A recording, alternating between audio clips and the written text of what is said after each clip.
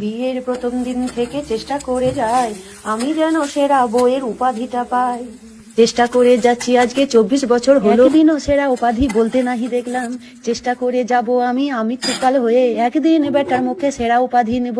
সেই জন্য 4 বেলা 40 রকম খাবার বানাই, খাবার খেয়ে বরের মুখটা খুশি করতে চাই। খুশি হলো কি না হলো আজও বুঝি না, চুপচাপ খাওয়া দাওয়া করে বেরিয়ে যায়। 40 রকম খাবার আছে, জামা কাপড় ধোয়া আছে, তার বিছানা পরিষ্কার করে দেওয়া আছে।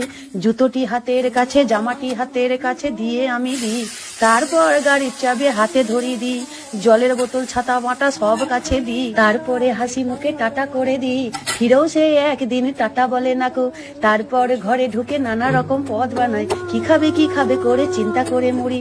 দুপুরে কি খাবে সোনা, বিকালে কি খাবে সোনা, রাতে কি খাবে সোনা, কিছু খুঁজে পায় না। যা বলি যখন বলি কি খাবে সোনা বলো, তখন আমায় বলে তুমি যা খুশি তাই করো।